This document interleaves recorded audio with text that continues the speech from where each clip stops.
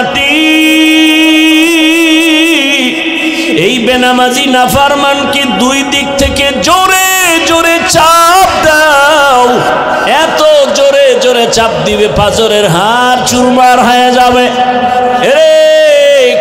রংপুর এলাকার মানুষ, কুড়িগ্রামের মানুষ, ওরে আমরা বাংলাদেশের বিভিন্ন জায়গায় বয়ান করি, কুড়িগ্রামের গুগু মুন্সির কথা বইলা বয়ান করি।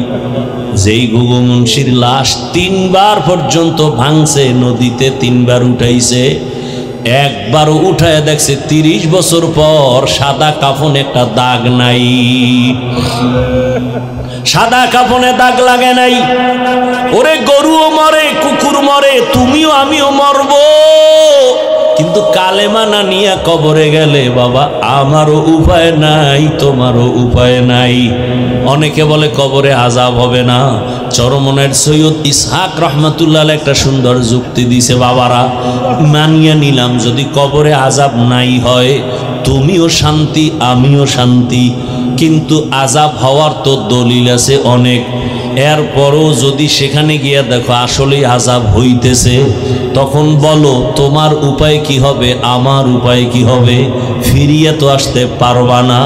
নামাজ না পড়ার শাস্তির কথা তো কোরআনে আছে, রোজা ভাঙ্গার শাস্তির কথা তো রসুল বলেছেন, তুমি এগুলো কোথার থেকে উল্টাইবা?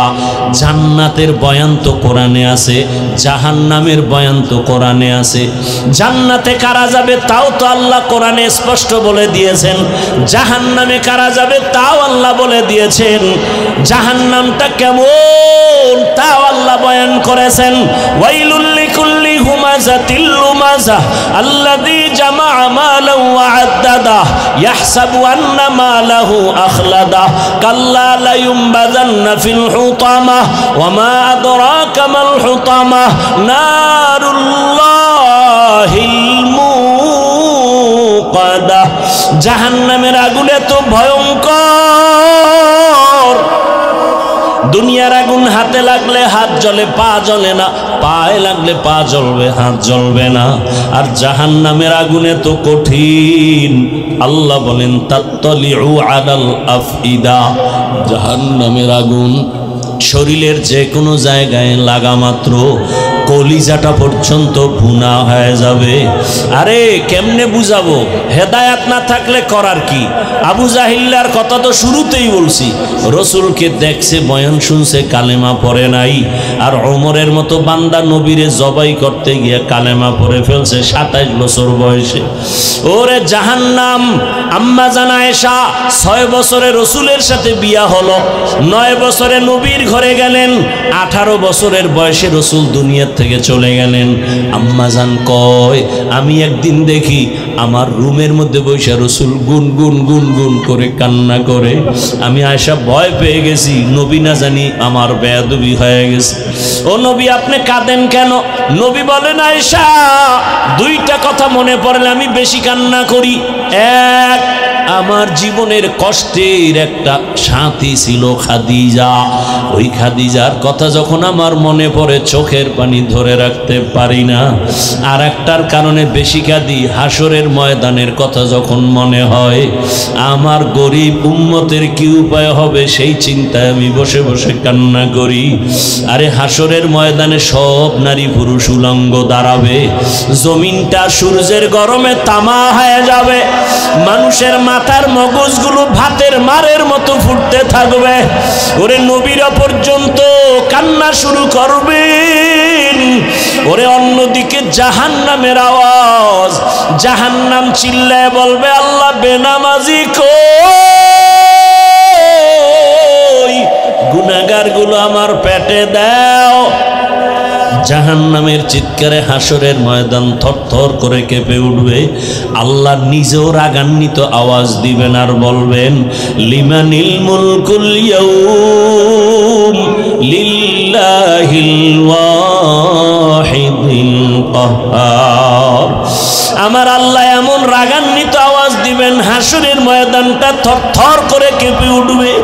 রহমতের নবী বলেন, আয়েশা হাসরের ময়দানের এত ভয়ঙ্কর হালাত, এত কঠিন অবস্থা হবে, আরে নবী বলেন একজন মানুষের জীবনে সব নেক আমল, তবে একটা নেক আমলের টান পইরা গেছে। আল্লাহ বলে একটা নেকের অভাবে এখন তুমি জাহান্নামে যাইবা। কয় না, একটা নেক অন্য জায়গা থেকে নিয়ে আসো। আল্লাহর রসুল বলেন ওই বান্দাকে আল্লাহ বলবে দেখো তোমার ছেলে মেয়েরা একটা নেক দেয়নি। কয় নেকের টান? কয় নেক? এক নেকের টানে দৌড়ায়, একটা নেক পাইলেই জান্নাত। ছেলের কাছে যাবে, এই ছেলে একটা নেক দে। ছেলে বলবে আমার বাবা ছিল, তবে তুমি যে আমার বাবা বিশ্বাস করি না, যাও। স্ত্রীর কাছে যাবে, বলবে তুমি আমার স্বামী বলে বিশ্বাস করি না। লোকটা পাগলের মতো হাসরের মাঠে দৌড়াবে। হঠাৎ করে দেখবে এক বুড়া বইসা রইছে, বইয়া কয় এই তুমি দৌড়াও কেন? বলে আমার একটা নেকের অভাব, আমি জাহান্নামে যাবো, ভয়ে কান্দি। করে আমার জীবনে কোনো ভালো আমল নাই, শুধু গুনাহ গুনাহ গুনাহ গুনাহ, তবে একটা নেক আমার আছে, ওই নেকটা তুই লইয়া যা। কারণ আমি এক নেক দিয়ে তো জান্নাত পাবো না। আমি যদি তোরে একটা নেক দেওয়ার কারণে জান্নাত পাবো, আমার কলিজা ঠান্ডা হবে। অন্তত আমার একটা ভাইকে আমি উপকার করে জান্নাতে দিতে পারলাম। কেমন মায়া, কেমন মোহাব্বত! লোকটা একটা নেক নিয়ে দৌড় আমার মালিকের দরবারে হাজির। হে মালিক, একটা নেক পেয়ে গেছি। ছেলে দিছে? কয় না। মেয়ে দিছে? না। স্ত্রী? না। মা বাবা? না। কে দিছে? কয়েক বুড়া একটা নেক দিয়া দিছে, তার আর কোনো নেক নাই, সব গুনাহ। আল্লাহ কয় নিয়ে আসো। আল্লাহ তো সব জানেন। বুড়ারে আইসা হাজির সামনে। কয় ও বুড়া, তুমি এর নেক দিছুনি? কয় হ্যাঁ। কেন? আল্লাহ আমি দেখছি আমার আমল নামা ওজনে আমার কোনো নেক নাই, সব গুনাহ গুনাহ গুনাহ। আমার পুরা জীবনীটা গুনাহে ভরা, তবে একটা ভালো কাজ আমার আছে, একটা নেক। চিন্তা করে দেখছি এই নেক দিয়ে তো আমি জান্নাত পাবো না। আমার ভাইকে আমি দিছি, অন্তত আমার ভাই জান্নাতে চলে যাক। আল্লাহ বলে এমন কঠিন সময় যে মা সন্তানের পরিচয় দেয় না, যেই সময় কেউ কারো আপন হয়ে আসে না, এই মুসিবতে তুমি ওরে একটু সহযোগিতা করেছো, তুমি যে একটু দয়া করছো, ওরে বড় দয়াময় তো আমি আল্লাহ। আমার থেকে বড় দয়াময় কেউ নাই। তুই আমার বান্দাকে একটা নেক দিয়া বিপদের সময় যে উপকার করেছো, আমি আল্লাহ আমার দয়ার পাওয়ারে তোকেও জান্নাত দিয়া দিলাম। ও যুবক বাবারা, আল্লাহর কাছে তওবা করো, মনেরে বুঝাও দুনিয়াতে তো রং তামাশা কম করলা না, পার্কে পার্কে কম দৌড়াইলা না, মোবাইলে গুনাহ কম করো নাই, নামাজ দাড়ি পর্দার বিরুদ্ধে কম চলো নাই। আর কত, কোন দিন মরণ হবে জানা নাই রে বাবা। এরে বাবা, ওই যে ঢাকা মাইলস্টোন স্কুলে বিমান দুর্ঘটনায় কত মানুষ আগুনে পুড়িয়া গেল, দেখছো না? একটা যুবকের ছেলে, যুবকের গায়ে আগুন লাগছে, এই নিয়ে দৌড়াচ্ছে। ওই যুবকটা কয় আম্মু আমি তো বাঁচবো, কারণ বহু বন্ধুর উপকার করছে, কিন্তু শেষ পর্যন্ত হসপিটালে বেঁচে নাই।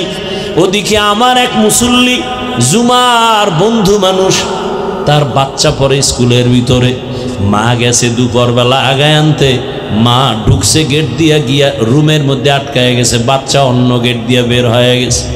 মা আটকাইয়া আগুনে পুড়িয়া গেছে। রাত্র 10টায় খবর আসছে মা নাই, লাশও পাওয়া যায় না। এই বাচ্চাটা ভাইকে সেই জুমায়, গত জুমায় বললাম আপনার বাচ্চাদের খবর কি?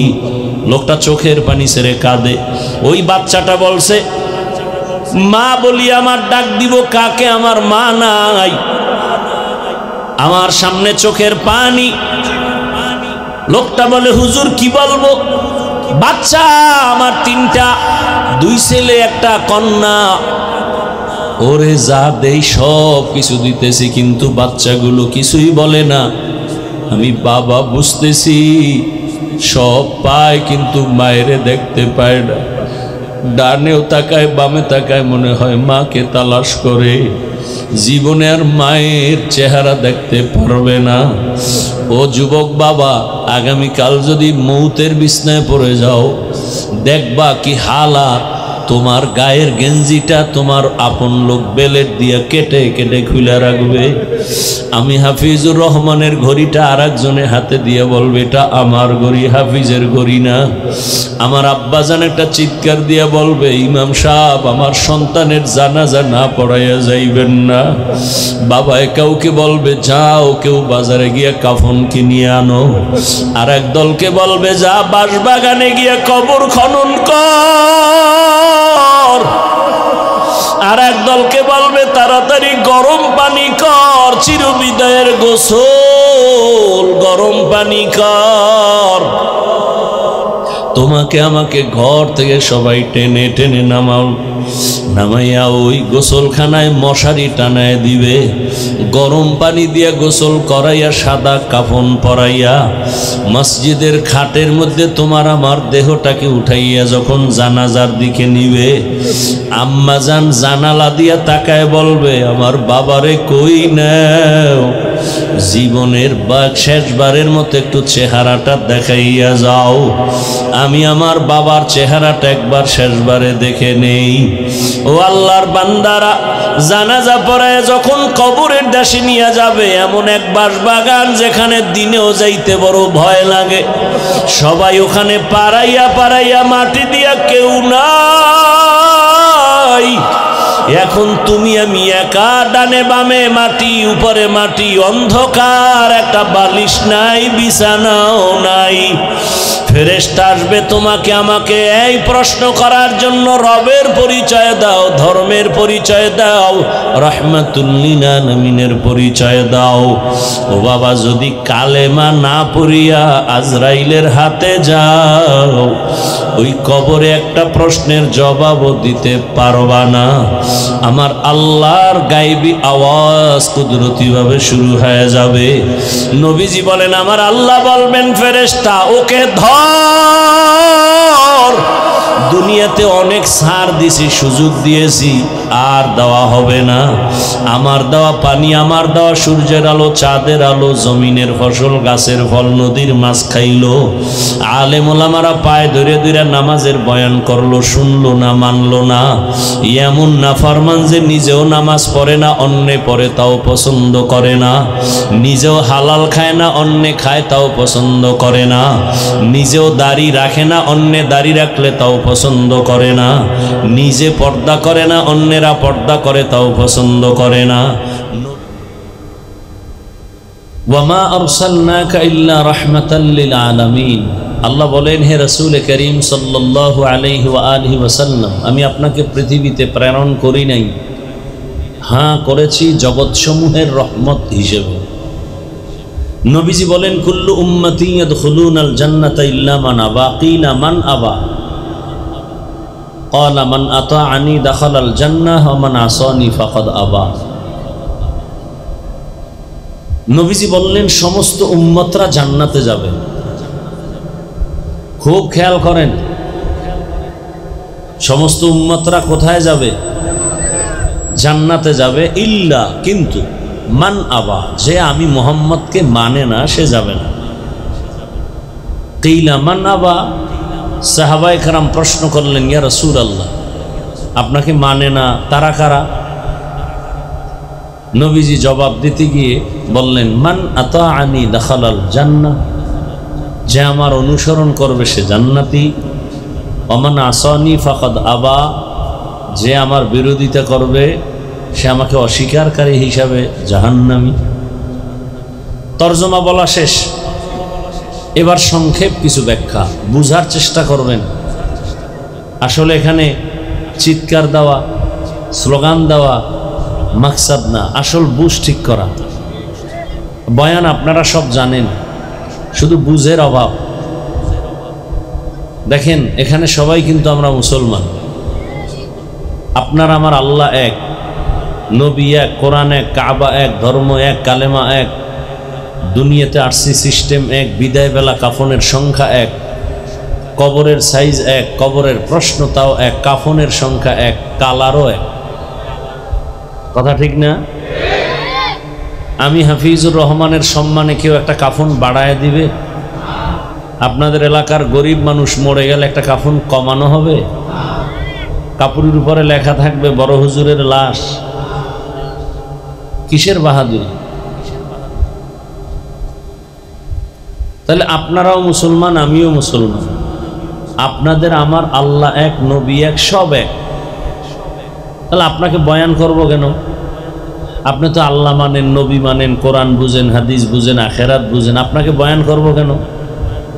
বয়ান তো করবো পঞ্চগড়ে কাদিয়ানি, যারা আল্লাহ বুঝে না, বুঝিয়া উল্টাপাল্টা করে। ইহুদিকে বয়ান করব, খ্রিস্টানকে করব, হিন্দুদেরকে করব, কারণ ওরা আখেরাত বুঝে না, ওদেরকে। কিন্তু ওদেরকে বয়ান করার কোনো সময়ই নেই। আপনাদের পেছনে 12 মাস ঘুরতে ঘুরতে ঘুরতে ঘুরতে আমি একা লক্ষ লক্ষ আলেম ওলামা দাওয়াত ও তাবলীগের মাধ্যমে পীর মাশায়েখরা খেদমত করতেছেন, জুমার খতিব ইমামরা খেদমত করতেছেন, আমরা করতেছি। সবাই আপনাদের পেছনে 24টা ঘন্টা মেহনত, নিজের বাড়ি গাড়ি, সন্তান, পরিবারের কোনো খবর নেওয়ার সময় নেই। আপনাদেরকে বুঝাইতে বুঝাইতে বয়ান করতে করতেও ফলাফল এখনো জিরোর কোঠায়। কারণ বুঝ নাই। দেখেন, আমি মুসলমান, আপনারাও মুসলমান। আমি যে কথাগুলো বললাম একমত তো সবাই? দেখেন, আমি টুপি খুলতে চাই না, আর আপনিও মুসলমান, টুপি দিতে চান না। কথাগুলো বুঝেন, শুধু কানের মধ্যে নিয়েন না, বুঝেন। আমিও মুসলমান, আমি দাড়ি কাটতে চাই না, আপনি মুসলমান, আপনি দাড়ি রাখতেই চান না। আমি মসজিদে না ঢুকলে আমার খুব লজ্জা হয়, আর আপনি ঢুকতে গেলে লজ্জা হয়। এবার চিন্তা করেন তো, আপনি কোন জগতের মুসলমান? আমি নামাজ ছাড়তে চাই না, আপনি নামাজ পড়তে চান না। আমি পর্দা না করলে লজ্জা পাই, আপনি পর্দা করতে গেলে লজ্জা পান। কারণ কি? অথচ আপনি একমত হলেন আমার আল্লাহ আপনার আল্লাহ এক, নবী এক, কোরআন এক, কাবা এক, ধর্ম এক, কালেমা এক। দূরত্ব কেন? বরং আপনাকে আমি আলাদা করে টুপির ফজিলতের বয়ান দিতে হবে, না হয় আপনি মানবেন না, তাও দলিল দিতে হবে। আপনাকে বুঝাইতেছি নামাজ পড়েন, পর্দা করেন, মা বাবার খেদমত করেন, এত কিছু পাও ধৈর্য ধৈর্য বুঝানোর পরেও আপনি মানেন না, তো মানেনই না। একটু যে মাথা নত করে দোয়া চাইবেন যে না দরকার, চেষ্টা করি, দোয়া চাই, বরং আপনি উল্টা আরো বিরোধিতা করেন। তাহলে আপনার কপালটা কত নষ্ট।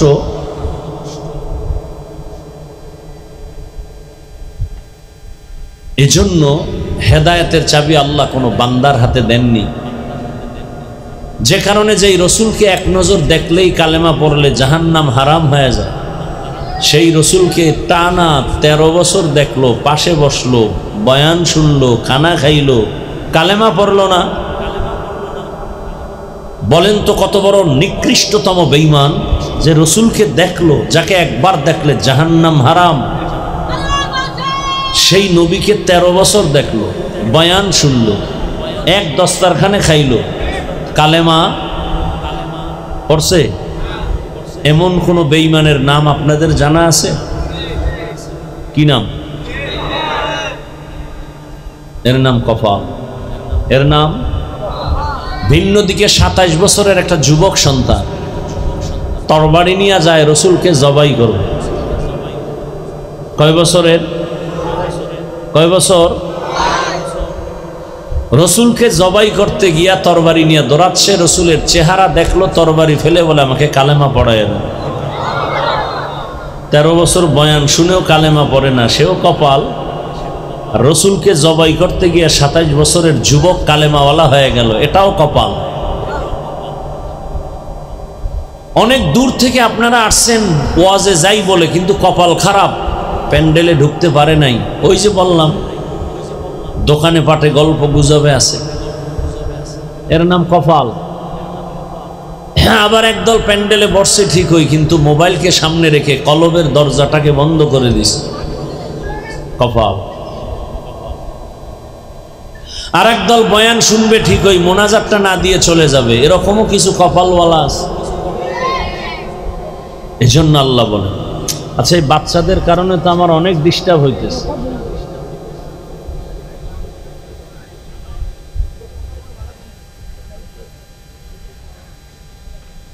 বাচ্চাদেরকে দিয়ে আজান দেওয়া নিষেধ কেন? বাচ্চাদেরকে নামাজের সামনে রাখা নিষেধ কেন?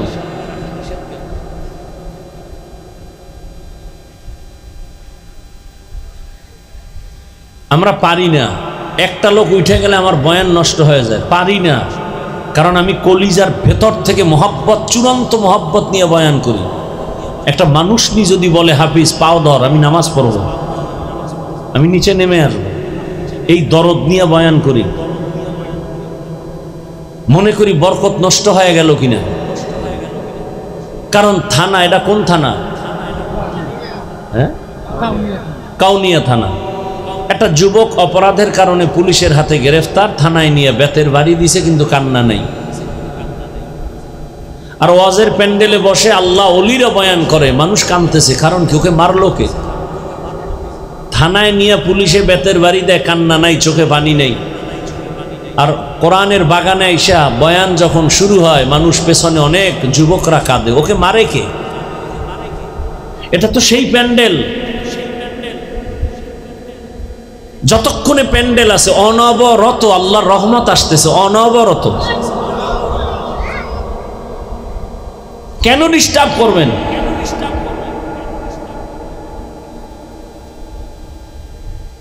আল্লাহ সব ভাইকে হেদায়েত দান করুন। মান ইয়াহদিহিল্লাহু ফালা মুদিল্লা লাহু ওয়া মান ইউদ্লিলহু ফালা হাদিয়া লাহু। আল্লাহ যাকে হেদায়েত দিবেন সে পাবে, যাকে দিবেন না সে পাবে না। ভিন্ন আয়াতে আল্লাহ বলেন মান ইয়াহদিল্লাহু ফাহুয়াল মুহতাদ ওয়া মান ইউদ্লিল ফালান তাজিদা লাহু ওয়ালিয়াম মুরশিদা। আল্লাহ যাকে পছন্দ করেন তাকে হেদায়েতের মালা পরায় দিবেন, আর যার কপাল বড় খারাপ সে হেদায়াত পাবে, পাওয়ার কোনো মুর্শিদও পাবে না। মুর্শিদ কোরআনের শব্দ, অর্থ হলো পথ প্রদর্শক। জান্নাতের পথ দেখাবেন তিনি মুর্শিদ। এই যে স্বেচ্ছাসেবকরা পিছনে কথা বলে কেন? আওয়াজ ছাড়া কাজ করা যায় না। মানে একটা ব্যাস লাগাইছে গলায়, মানে পাওয়ার বাইরে গেছে। ভলান্টিয়ারের দায়িত্ব, লাঠি লইব, বাঁশি বুলাইব, লাগে না হের পর হুদা কাম করব। এমন কথা বলতেছে ওই মাথার থেকে যে স্টেজ পর্যন্ত আসতেছে। আল্লাহ হেদায়াত দান করুন।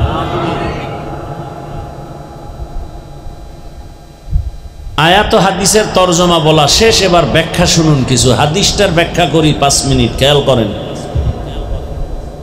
রহমতের নবী বললেন কুল্লু উম্মতি ইয়াদখুলুনাল জান্নাতা ইল্লা মান আবা। দুনিয়ার সব উম্মত জান্নাতে যাবে, যারা রাসূল মানে না তারা যাবে না।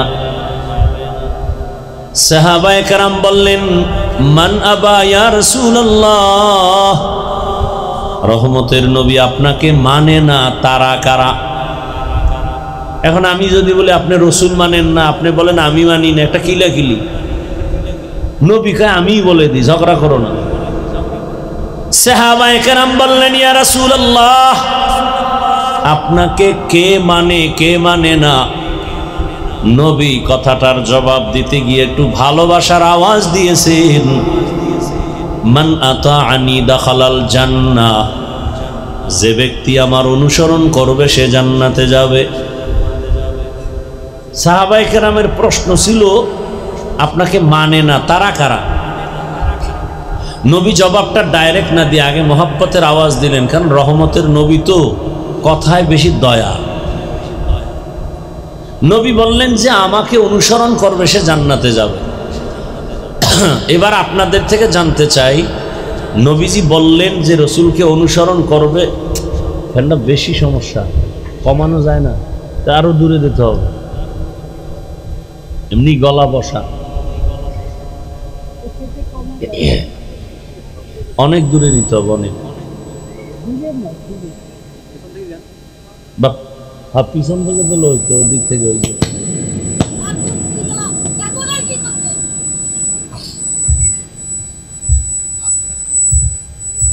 খুব খেয়াল করি।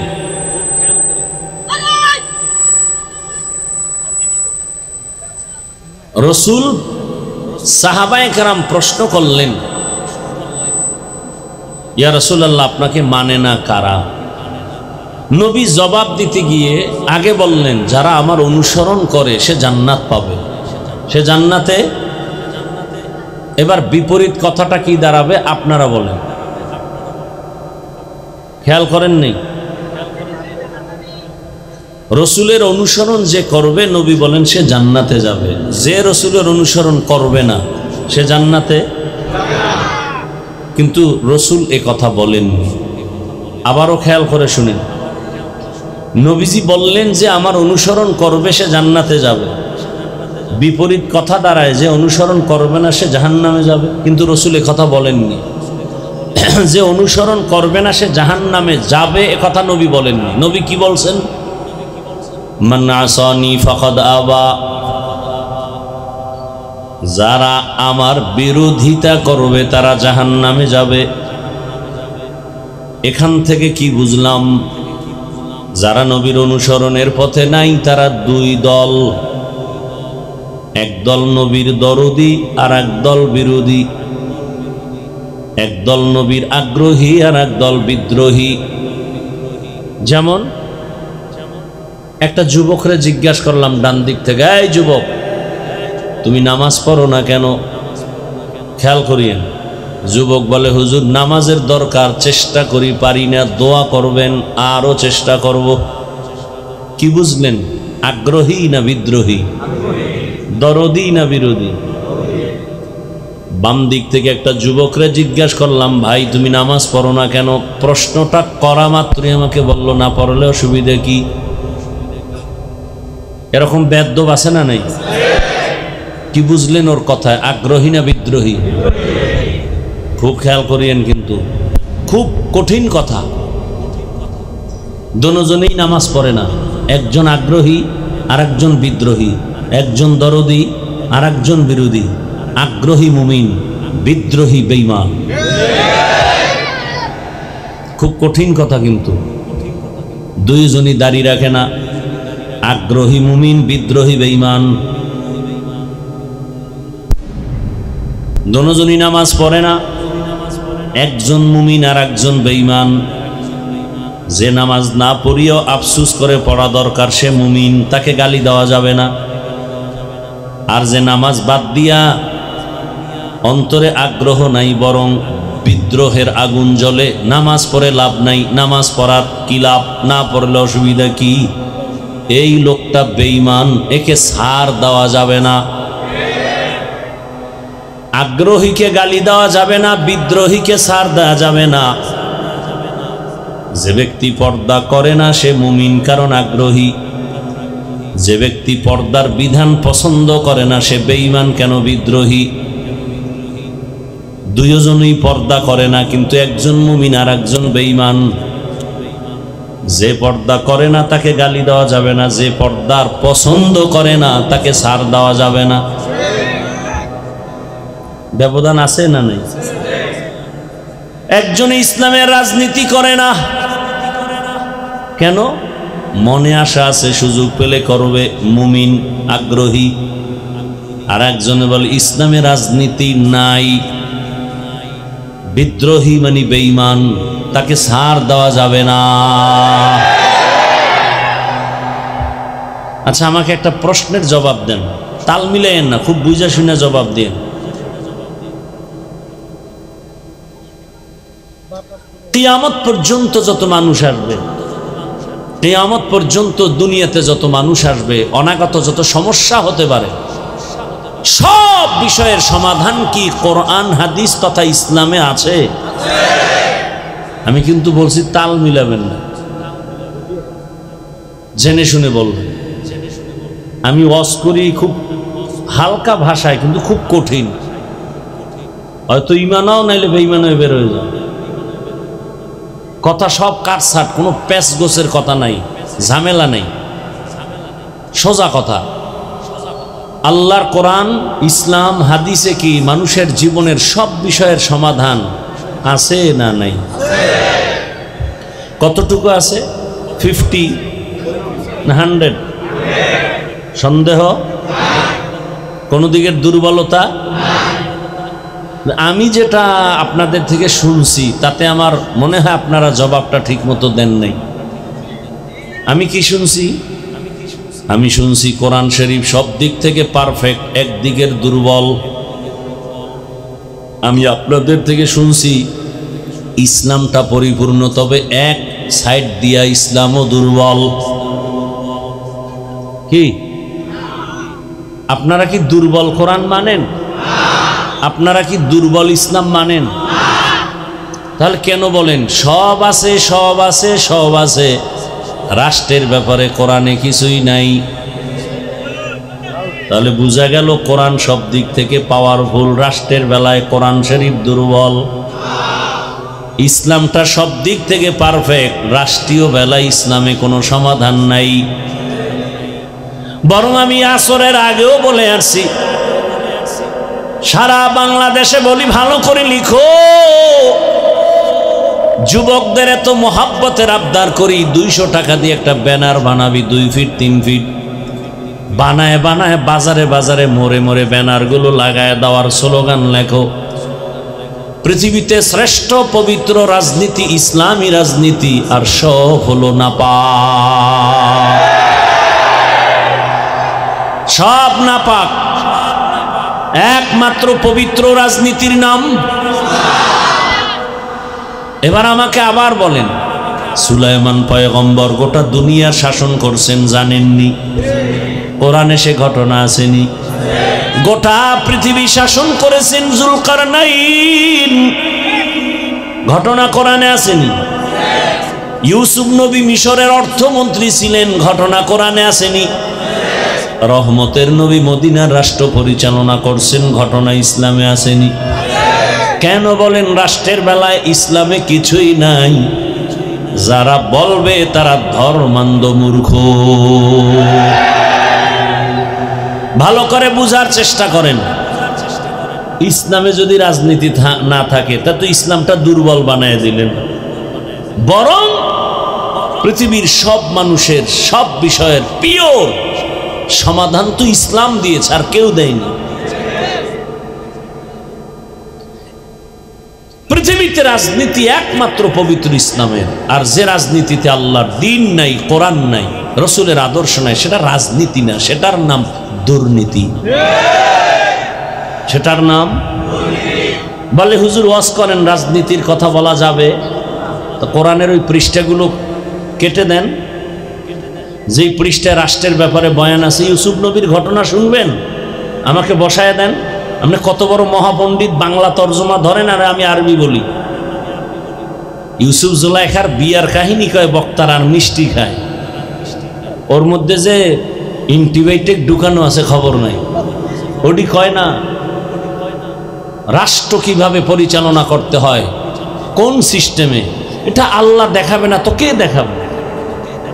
আজকে ইসলাম থাকলে কোনো দুর্নীতি থাকবে না। ইসলামী রাজনীতি পাক, আর সব রাজনীতি না পাক। সব রাজনীতি কেন? ইসলাম দিছে আল্লাহ, অন্য রাজনীতি দিছে মানুষ। অন্য সংবিধান তন্ত্র মন্ত্র মানুষ বানাইছে, তারা কেমন কাজ, তারাও না পাক। আর আল্লাহ কেমন, রসুল কেমন, বলে পুত পবিত্র, কোনো সন্দেহ নেই। ভাইরা আমার ভালো করে বুঝেন, ফুলের সাথে ঘেরানটা যেমন লাগানো আছে, আল্লাহর দ্বীন ইসলাম রাজনীতির সাথে, রাষ্ট্রের সাথে সব বিষয়ে লাগানো আছে। ফুলের থেকে ঘ্রাণটা যেমন আলাদা হলে ফুলের কোনো মূল্য থাকে না, রাজনীতির ভেতর থেকে আমার আল্লাহর কোরআন বাদ দিয়া যদি দেয়, ওটা রাজনীতি থাকে না। तुको जाओ सुन्नते अहमद को जा बा मुहम्मद कैबुअद निस्बत रामन अहब्बा सुन्नती कौले रसूल मजदाए का नमाई हम कुन कबूल। রহমতের নবী বললেন, যারা আমাকে মানে না তারা জান্নাত পাবে না। কথাটা এমন না, যারা আমাকে মানবে তারা জান্নাতে যাবে, যারা আমার অনুসরণ করবে না জান্নাতে যাবে না, কথাটা কিন্তু এমন না। বরং নবী বলেন যারা আমার বিরোধিতা করবে তারা আমাকে মানে না হিসাবে গণ্য হবে। এই যুবক বাবারা, নামাজ পড়ো না, তোমার সাথে ঝগড়া নাই, বুঝাবো, বারবার পাও ধরে বুঝাবো, কিন্তু বিরোধিতা করলে ছাড় দেওয়া হবে না। তুমি দাড়ি রাখো না, বারবার বুঝাবো, পাও ধরবো, বুকে লাগাবো, সালাম দিব, কিন্তু বিরোধিতা করলে তোমাকে ছাড় দেয়া হবে না। তুমি রাজনীতি করো না, ঝগড়া নাই, দ্বন্দ্ব নাই, বুঝাবো, শালীন ভাষায় মায়া লাগায় বুঝাবো, পাও ধরবো, বিরোধিতা করলে ছাড় দেয়া হবে না। কারণ চোখের সামনে তাকায় দেখতেছু আমার আল্লাহর দেওয়া সম্মান কত মজার সম্মান। চোখের সামনে দেখতেছো, ভুলিয়া যাইস না রে বাঙালি জাতি, ভালো করে বুঝো। করোনার কথা ভুলিয়া যাইও না। স্কুল কলেজ বন্ধ, ফ্যাক্টরি বন্ধ, চাকরি বন্ধ, ব্যবসা বন্ধ, সব বন্ধ যখন ছিল, খবর নাই রে জাতি, ওই সময় আল্লাহর কোরআনের একটা মাদ্রাসাও বন্ধ হয় নাই। বানাই কইতেছি। ইতিহাস মানুষকে জাগায়া দেয়, আবার ইতিহাস মানুষকে জমিনের নিচে নিয়ে যায়। ইতিহাসের সাথে বেঈমানি চলে না রে বাবা। ওই সময় মাস্ক লাগাইয়া শিক্ষিত দুই কুলাঙ্গার বসে আছে, বাবারে ধরছে করোনায়, কাছে যায় না। শিক্ষিত দুই কুলাঙ্গার বাবারে করোনায় মেরেই ফেলল। ওরা এলাকার গরিব দুই একটারে টাকা দিয়ে কয় লাশটারে রাস্তায় ফেলে দে। লাশটা যখন রাস্তায় ফেলে দিছে, ওই কুলাঙ্গার শিক্ষিত দুই সন্তান দরওয়াজা জানালা লক করে আছে, তাকাইয়াও দেখলো না বাবার লাশ কুকুর খেলো নাকি জানাজা হলো। ইতিহাস লিখে রাখি ওরে যুবক, ওই সময় আমার দেশের উলামায়ে কেরাম টুপিওয়ালারা শত শত করোনার লাশ নিজেদের কাঁধে নিলেন, গোসল করালেন, কাফন পরালেন, জানাজা পড়ালেন, কবরে রাখছেন। একজন টুপিওয়ালাও করোনায় মরে নাই। हकीकत से तो दुनिया बेखबर है, दुनिया की नुमाइश पर नजर है।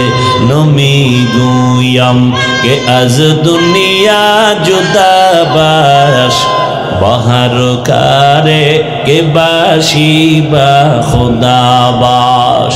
जिसते दुनिया अज खुदा गाफिल बुदन, निकामाशो नकरा हो फरजिंदजान। आब दर कश्ती हलाके कश्तियास, आब अंदर जीरे कश्ती पुश्तियास।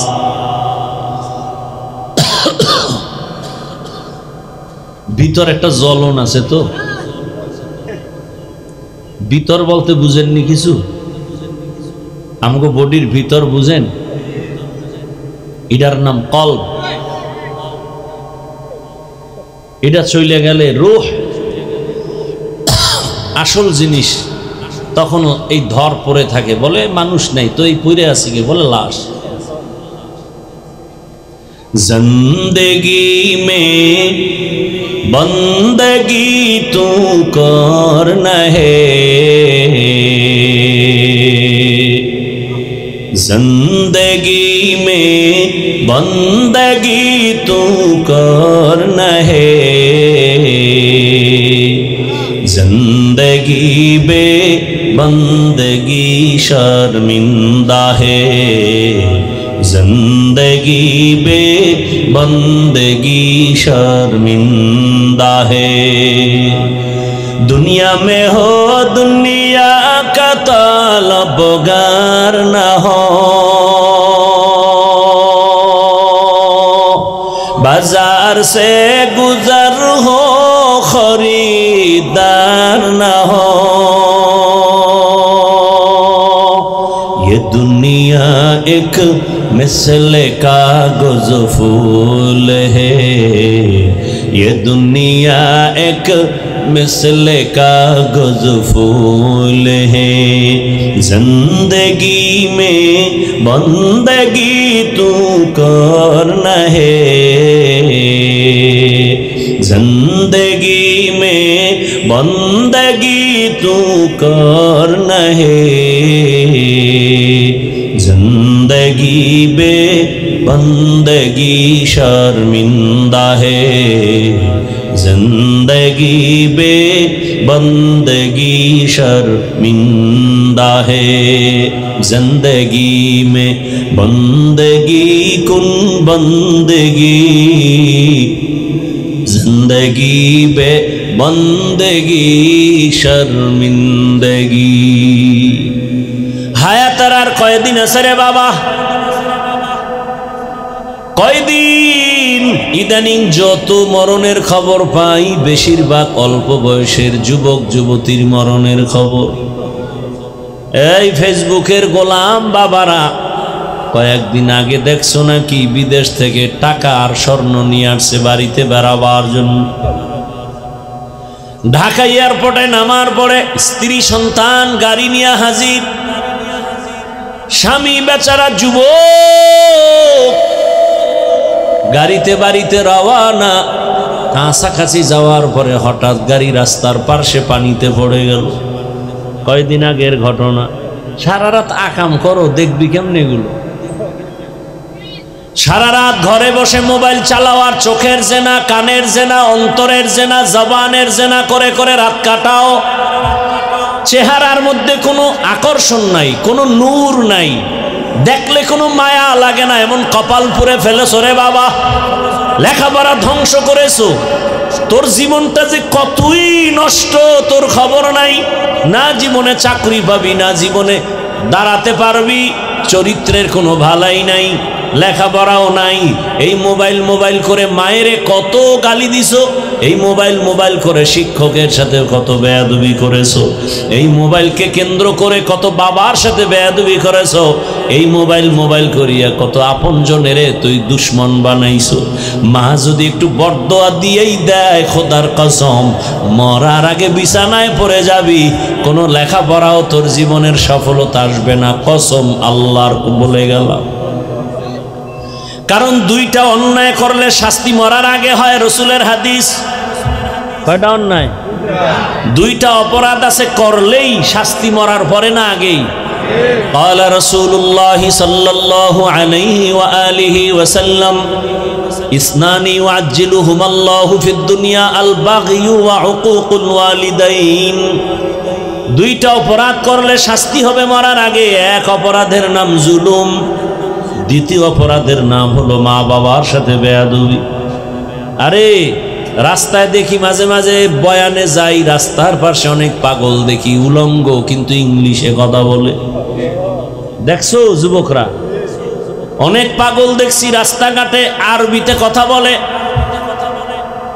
চিন্তা করলাম একা একা, আসলে আরবি শিখলো কই, পাগল ইংলিশ শিখলো কই।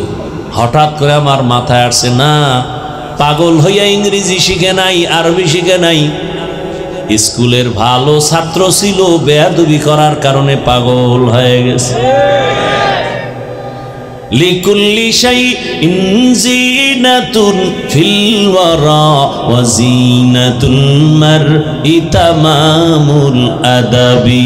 আজ খোদা খা হি মে তৌফিক আদব, বেআদব মাহরুমে গশত আজ ফজলে রাত।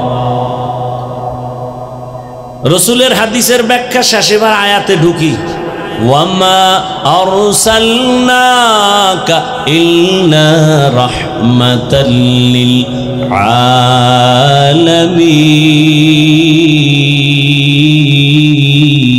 আলামিন। আল্লাহ বলেন, হে রাসূল আমি আপনাকে দুনিয়াতে প্রেরণ করি নাই, হ্যাঁ করেছি জগৎ সমূহের রহমত হিসেবে।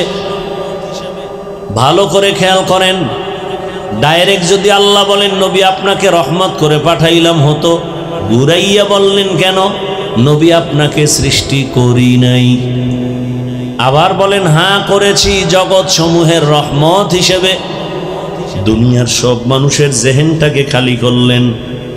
দুনিয়ার মানুষ, জেহেনকে পরিষ্কার করো, একটা কথা ঢুকাও, মোহাম্মদ আসে নাই, হ্যাঁ আসছে একটা কাজের জন্য, একটা নীতি নিয়ে আসছেন। কি বলে? রহমতের নবী পুরাটাই রহমত হয়ে আসছেন, পুরাটাই রহমত। রহমতের নবী পুরাটাই রহমত। এরপরে রহমত কোন জায়গার জন্য? অনেকে তর্জমা করে উভয় জগতের, আমি তর্জমা করছি জগৎ সমূহের। উভয় জগৎ মানি দুনিয়ার জগৎ আর পরকাল জগৎ। আসলে তো জগৎ দুইটা না, রুহের একটা জগৎ আছে আলাদা, মায়ের গর্ভের জগৎ আলাদা, দুনিয়ার জগৎ আলাদা, কবর জগৎ আলাদা, হাসরের মাঠের জগৎ আলাদা, জান্নাত ও জাহান্নামের ভেতরের জগৎ আলাদা। আল্লাহ বলেন এই পুরা জগৎ সমূহের জন্য আমি আল্লাহ হলাম রব, আমার রহমতের নবী হলেন রহমত, আমি হলাম রব্বুল আলামিন, আমার নবী হলেন রহমাতুল লিল আলামিন। ইমামুল আউয়ালিন আল আখিরিন বহর সদকা রহমাতাল লিল আলামিন, সৈয়দুল কাউনাইন খাতমুল মুরসালিন, আখির আমদ বুদে ফখরুল আউয়ালিন। ওগো নবীর উম্মতেরা,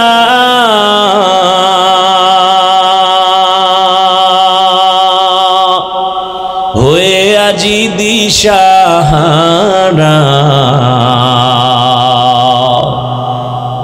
কোরআন হাদিসের চলো যখন যাহা চায় মনে, নবী বিনে কে তরবে পুরসিরত মিজানে, নবী বিনে কে তরবে পুরসিরত মিজানে। উম্মতের কান্ডারি নবী,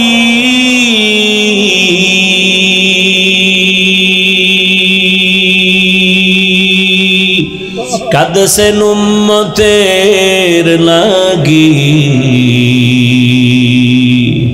এখনো কাঁদেন নবীজি শুয়ে মদিনার পানে, নবী বিনে কে তরবে পুরসিরত মিজানে, নবী বিনে কে তরবে পুরসিরত মিজানে। এরে নবীর আশিক, ও আমার কলিজার যুবক, কেমন এক রহমতের নবী পাইলা চিল্লা না? যদি চিন্তা গলায় ছুরি লাগাইতা, দাড়ির মধ্যে অস্ত্র লাগাইতে পারতা না রে বাবা।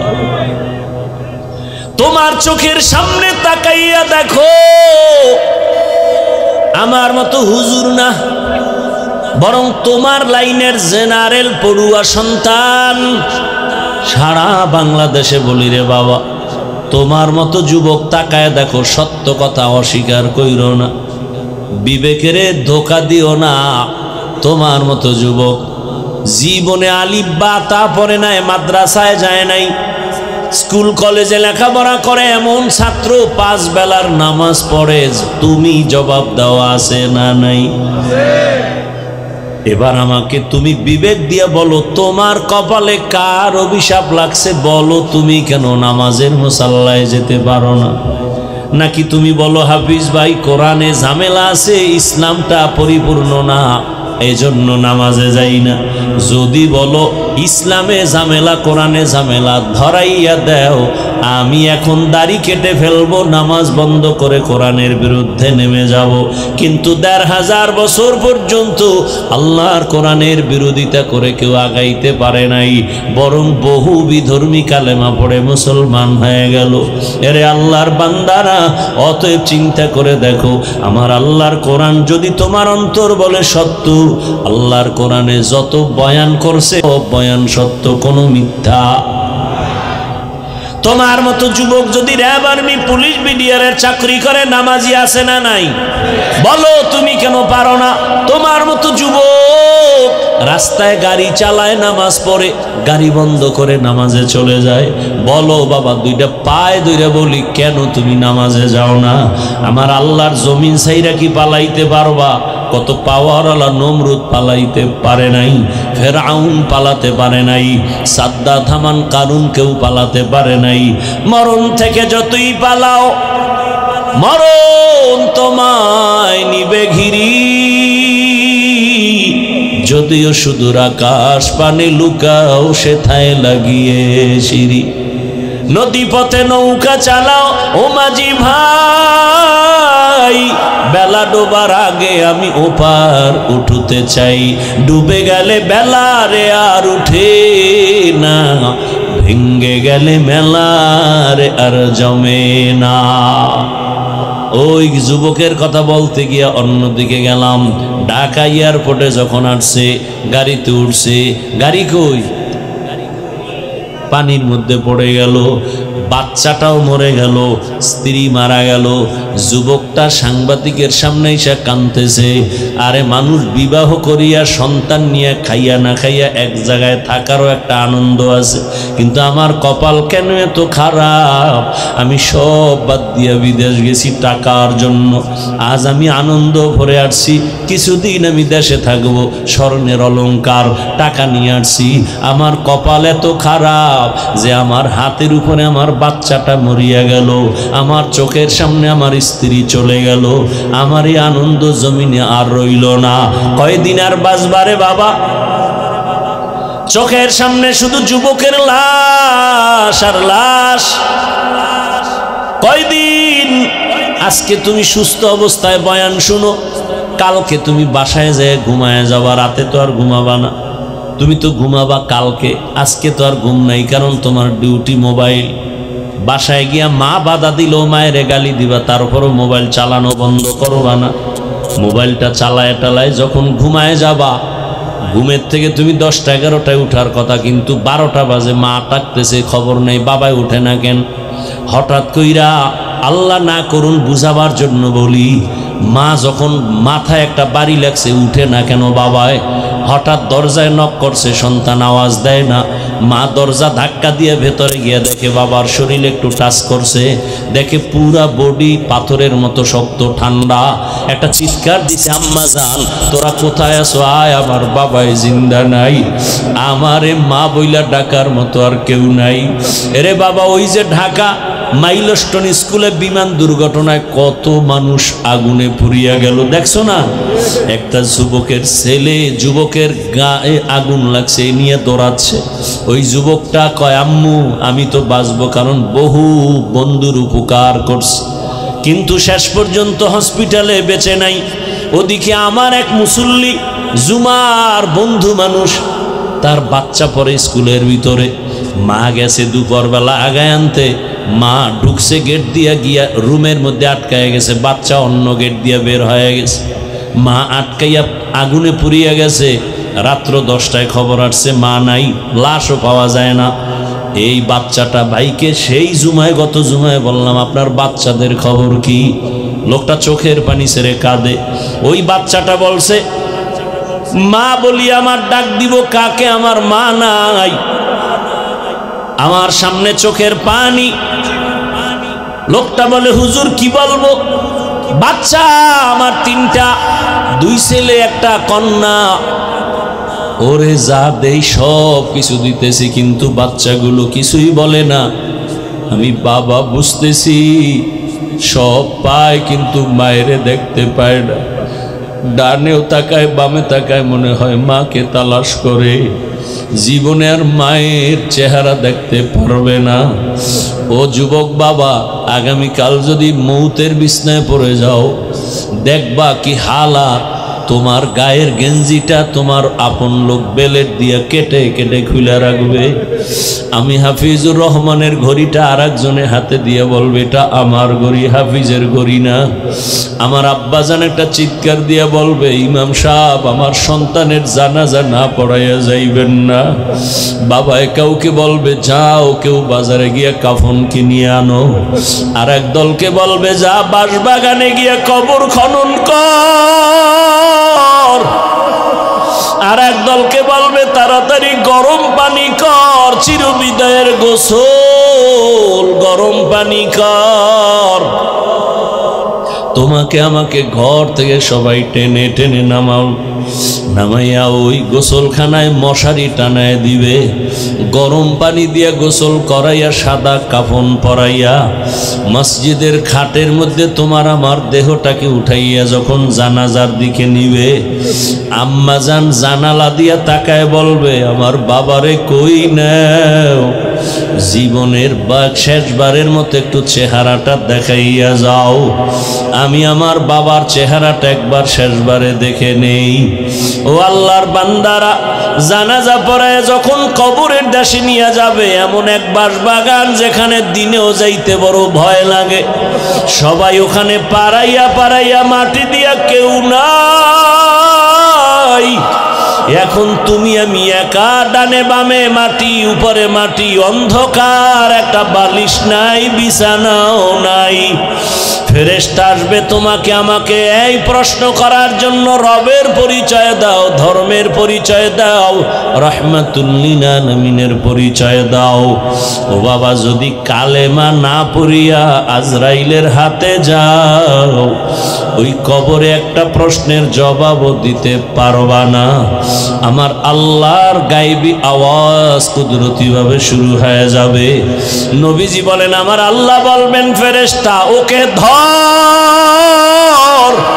দুনিয়াতে অনেক ছাড় দিছি, সুযোগ দিয়েছি, আর দেওয়া হবে না।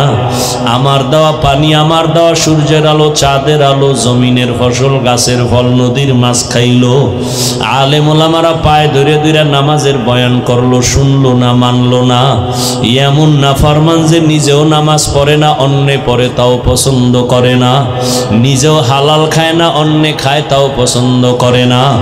নিজেও দাড়ি রাখে না, অন্যে দাড়ি রাখলে তাও পছন্দ করে না। নিজে পর্দা করে না, অন্যেরা পর্দা করে তাও পছন্দ করে না।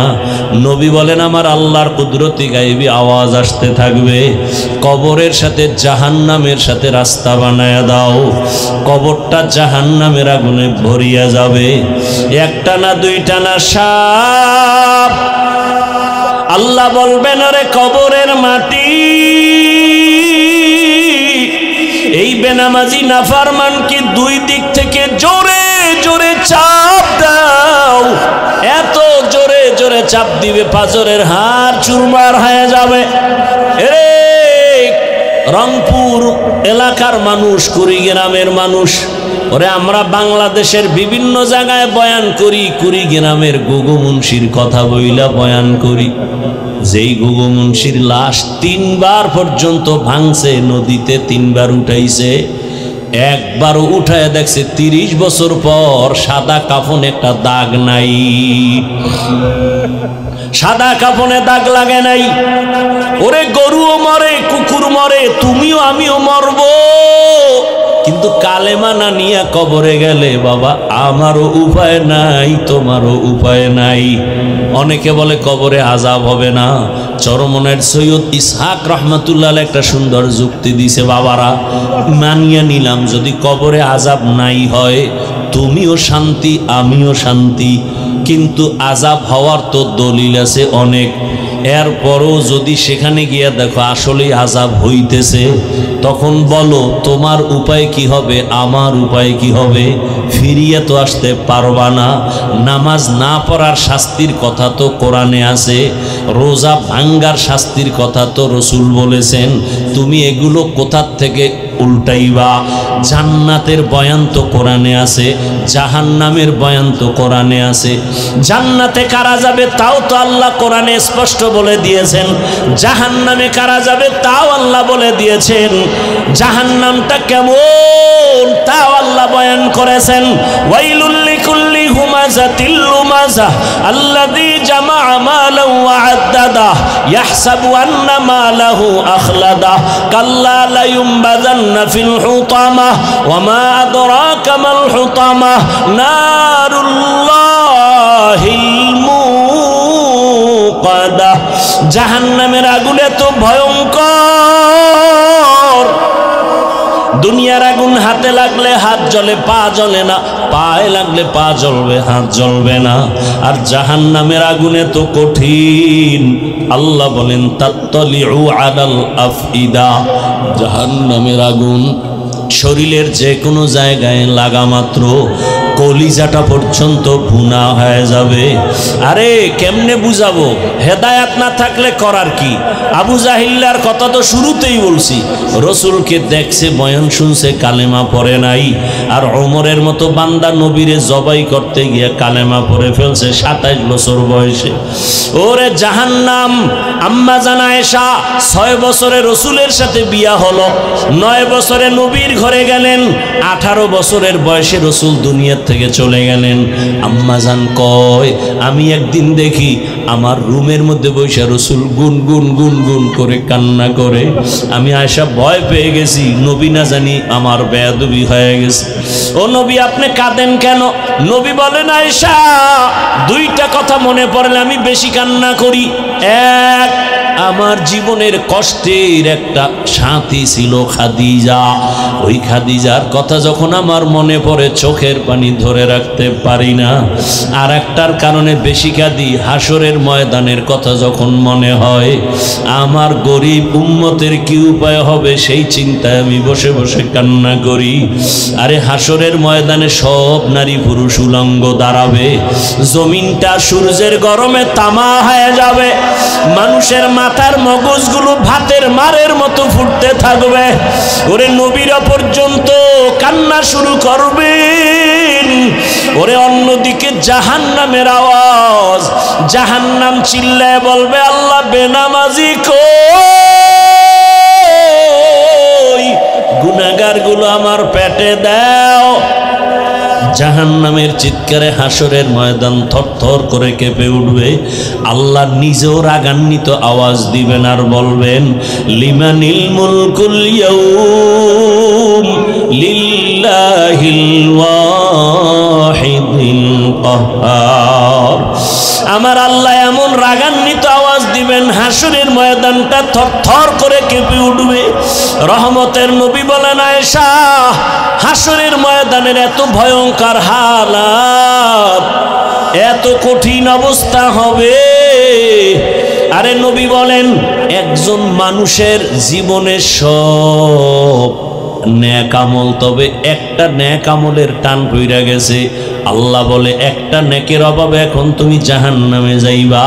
কয় না, একটা নেক অন্য জায়গা থেকে নিয়ে আসো। আল্লাহর রসুল বলেন, ওই বান্দাকে আল্লাহ বলবে, দেখো তোমার ছেলে মেয়েরা একটা নেক দেয়নি। কয় নেকের টান? কয় নেক? এক নেকের টানে দৌড়ায়, একটা নেক পাইলেই জান্নাত। ছেলের কাছে যাবে, এই ছেলে একটা নেক দে। ছেলে বলবে, আমার বাবা ছিল, তবে তুমি যে আমার বাবা বিশ্বাস করি না, যাও। স্ত্রীর কাছে যাবে, বলবে তুমি আমার স্বামী বলে বিশ্বাস করি না। লোকটা পাগলের মতো হাসরের মাঠে দৌড়াবে। হঠাৎ করে দেখবে বুড়া বইসা রইছে, বইয়া কয়, এই তুমি দৌড়াও কেন? বলে, আমার একটা নেকের অভাব, আমি জাহান্নামে যাবই, ভয়ে কান্দি। করে আমার জীবনে কোনো ভালো আমল নাই, শুধু গুনাহ গুনাহ গুনাহ গুনাহ, তবে একটা নেক আমার আছে, ওই নেকটা তুই লইয়া যা।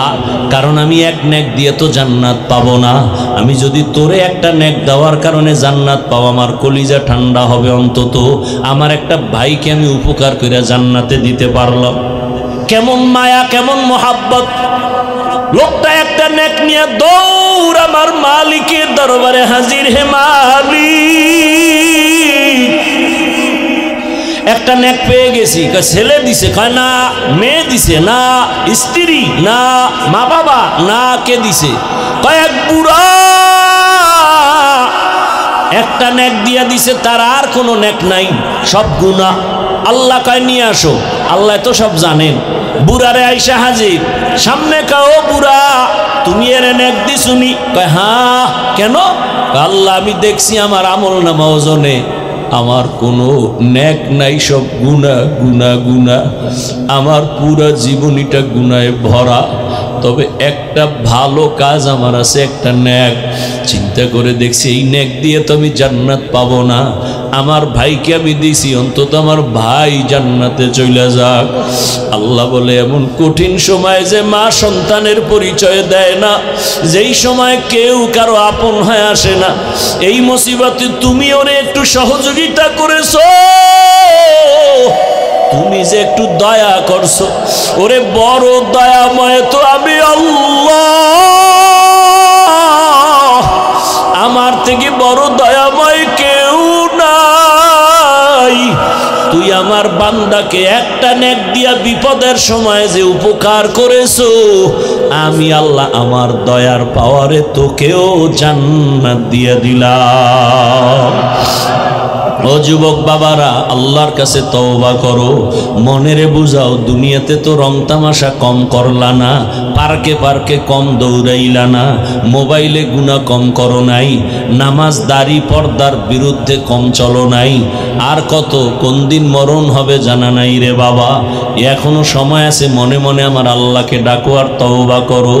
ও আল্লাহ, আমার মতো জেনারেল লাইনের যুবক যদি স্কুল কলেজে পড়ে নামাজ পড়ে, আমার কপাল কেন খারাপ। আমার মতো যুবক যদি রাস্তায় গাড়ি চালায়, কৃষি কাজ করে, নদীতে মাছ ধরে, নামাজ পড়ে, আমি কেন পারবো না। ও আল্লাহ, জীবনের গুনাহ তো করেই ফেলছি, তওবার নিয়ত করলাম, আর দাড়ি কাটবো না, নামাজ ছাড়বো না, বেপর্দায় চলবো না, মা বাবার সাথে বেয়াদবি করবো না, শিক্ষকের দোয়া নিয়ে, ওলামায়ে কেরামের দোয়া পরামর্শ নিয়ে, নবীর আদর্শ মেনে চলবো। ও পর্দার আড়ালের আম্মা জানেরা, বোনেরা, আপনার মতো কত মা এই এলাকায় এখনো আছে, বোন আছে, বেপর্দায় চলে না, নামাজ ছাড়ে না, স্বামীর মাল নষ্ট করে না, মোবাইলে সময় ব্যয় করে না। এরে আম্মা জানেরা, আপনারা কেন পারবেন না? আপনাদের এত সম্মান, আপনারা নবীদের মায়ের মতো মা, সাহাবায়ে কেরামের মায়ের মতো মা, আলেমের মায়ের মতো মা, এখনো কেন তওবা করেন না? কয়দিন আর বাঁচবেন? আল্লাহর কাছে তওবা করেন, আর একটা আদর্শ সন্তান দুনিয়াতে রেখে যান। সন্তানকে ডাক্তার বানাবেন, তবে বেয়াদব বানাবেন না। সন্তানের ব্যবহারে কোনো আলেম শিক্ষক মা বাপ যেন কষ্ট না পায়। ইঞ্জিনিয়ার বানাবেন, প্রফেসর বানাবেন, আদবওয়ালা কোরআন পড়ানেওয়ালা বানায় যান। সন্তান ডাক্তার হলেও কোরআন পড়িয়ে আপনাদের জন্য দোয়া করবে, নামাজ পড়বে, নিজের জীবন ধন্য হবে, আপনিও দোয়া পাবেন। এখনো সময় আছে, তওবা করেন। ও বুড়া বাবারা, আপনাদের মতো কত বুড়ারা মসজিদে গিয়া 5 বেলার নামাজ আদায় করে, আপনারা কেন পারবেন না? কয়দিন আর দুনিয়ায় বাঁচবেন? এখনো সময় আছে, তওবা করে নেন। মনে মনে আল্লাহকে বলেন, আর জীবনে গুনার কাছেও যাব না। তওবার নিয়ত যদি অন্তরে থাকে, মুনাফিকি না থাকে, খাঁটি নিয়তে দুটো হাত আল্লাহকে দেখায় দেন। আয় আল্লাহ, হাতগুলো কবুল করে নেন, তওবা কবুল করে নেন, তওবার উপরে মজবুত হইয়া চলার তৌফিক দান করেন, আমিন। আলহামদুলিল্লাহি রাব্বিল আলামিন, ওয়াসসালাতু ওয়াসসালামু আলা সাইয়্যিদিল আমবিয়া ওয়াল মুরসালিন وعلى آله وأصحابه أجمعين يا أرحم الراحمين يا أرحم الراحمين يا أرحم الراحمين رب ارحمهما كما ربياني صغيرا اللهم إنك عفو كريم تحب العفو فاعف عنا اللهم إنا نسألك رضاك والجنة ونعوذ بك من سخطك والنار ও দয়ার মালিক, আমরা গুনার বোঝা নিয়ে আপনার দরওয়াজায় তওবার নিয়তে হাত তুলেছি। আয় আল্লাহ, জীবনে অনেক গুনাহ করে ফেলেছি। আমার গুনার খবর আমার মা বাবা আপনজন কেউ জানে না। যদি আমার গুনার খবর আমার আপনজনেরা জানতো, সম্মানের নজরে দেখতো না। আমার মা তাড়ায় দিত, আমার স্ত্রী যদি জানতো আমি গুনাহ করেছি আমাকে তাড়ায় দিত, আমার থেকে চলে যাইতো। সন্তান যদি জানতো আমি কত বড় গুনাহগার, আমারে বাবা বলে ডাকতো না। ও আল্লাহ, আপনি কত দয়ার মালিক। আপনি জানেন আমি হাতের দ্বারা কত গুনাহ করেছি, চোখের দ্বারা কত গুনাহ করেছি, জবানের দ্বারা কত গুনাহ করেছি। ও আল্লাহ, আপনি তো জানেন,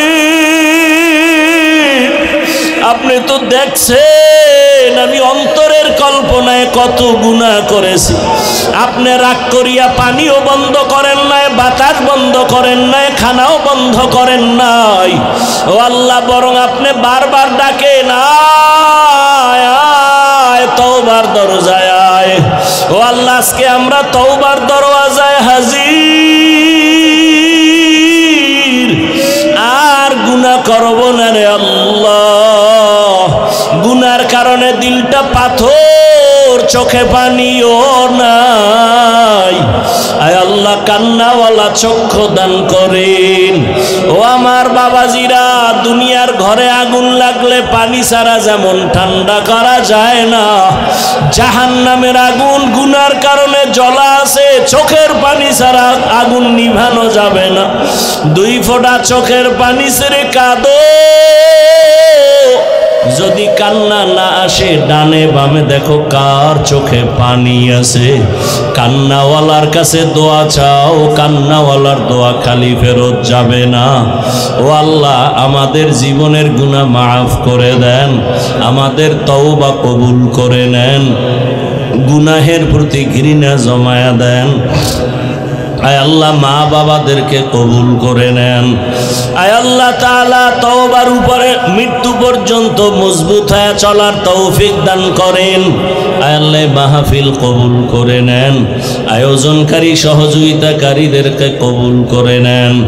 আয় আল্লাহ, এলাকায় শান্তি দান করেন, মা বোনদের আবেদা পর্দাওয়ালা বানায় দেন, সন্তানগুলো নেককার বানায় দেন, লেখাপড়া পরীক্ষার্থীদেরকে কামিয়াবি দান করেন। আয় আল্লাহ, আমার কলিজার যুবকদের দিনের খাদেম বানায় দেন। আয় আল্লাহ, এই যুবকগুলো তো এখন গানের প্যান্ডেলে থাকলে কিছুই করার ছিল না। ও আল্লাহ, আপনার মোহাব্বতেই তারা আসছে, অনেকে বসতেও পারে না, দাঁড়ায় দাঁড়ায় দিনের কথা শুনছে। ও আল্লাহ, আমার এই কলিজার যুবকদের কিছু দেওয়ার মতো আমাদের হাতে নাই, আপনার কুদরতের কাছে কোনোটার অভাব নাই। ও আল্লাহ, দয়ার নজর দিয়া রসুলের মোহাব্বতে আমার কলিজার প্রত্যেকটা যুবকের কবুল করে নেন, হেদায়াতের নূর সিনায় দান করেন, 5 ওয়াক্ত নামাজি বানায় দেন। আয় আল্লাহ, মোবাইলের গুনাহ থেকে হেফাজত করেন। আয় আল্লাহ, সারা দুনিয়াবাসীকে মাফ করে দেন, বাংলাদেশ শান্তির দেশ বানায় দেন।